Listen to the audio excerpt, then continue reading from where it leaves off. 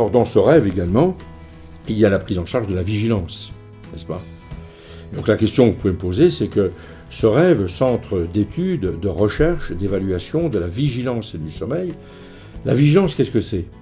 La vigilance, eh bien, c'est cet état dans la journée qui nous permet de garder le maximum d'attention, d'être vigile.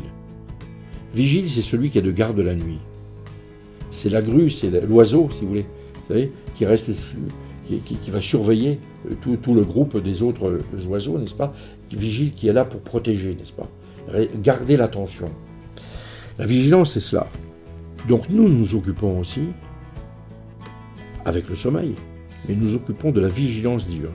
Et dans les baisses de vigilance diurne, il y a les troubles de sommeil, c'est-à-dire les personnes qui ont des conséquences dans la journée d'un manque de sommeil ou trop dormir, ça on l'a vu. Mais il y a également des malaises qui peuvent survenir dans la journée, qui peuvent être des crises épileptiques. Et dans la sémiologie, dans les symptômes de la crise épileptique, il peut y avoir des baisses de vigilance. Donc la vigilance et l'épilepsie sont associées, peuvent être associées, et nous les étudions.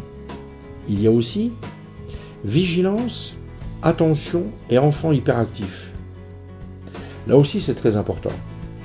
Un enfant hyperactif, hyper vigile, et dans des situations qui justifient assez souvent eh bien, une réflexion sur les perturbations associées qui sont la conséquence ou la cause de cette hyperactivité, avec les conséquences scolaires, les conséquences comportementales. La vigilance, qu'est-ce que c'est aussi? Eh bien, la vigilance et l'attention, qu'est-ce que c'est? Ce sont les conséquences d'un certain nombre de médicaments, et notamment les médicaments qui ont été prescrits pendant de nombreuses années pour obtenir le sommeil, les hypnotiques, et les conséquences dans la journée avec donc hypovigilance, trouble de l'attention. L'attention, qu'est-ce que c'est aussi?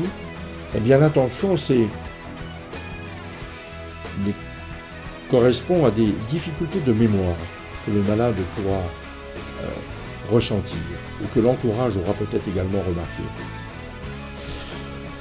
Pour obtenir une mémoire correcte, pour garder en mémoire des informations, là vous voyez en ce moment, vous êtes très attentive, eh bien, parce que le sujet vous intéresse, eh bien vous allez sans doute garder en mémoire. Vous avez un seuil d'attention qui est important.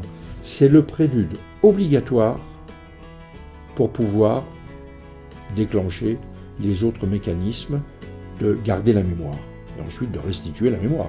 Pour restituer, encore faut-il qu'on l'ait gardée. Eh bien, la première porte, c'est l'attention. Lorsqu'un malade a un défaut d'attention, qu'il est hypovigile, si vous voulez, eh bien, il aura une mauvaise mémoire et il pourra venir se plaindre, si vous voulez, d'oubli. Peut-être, comme je vous l'ai dit, des malades qui pourront croire qu'ils ont un début de maladie d'Alzheimer, parce que c'est très fréquent et on le sait, c'est très très grave. Il nous faut les rassurer lorsqu'il ne s'agit pas d'une maladie d'Alzheimer, mais trouver une explication. Et l'une des explications correspond à un défaut d'attention.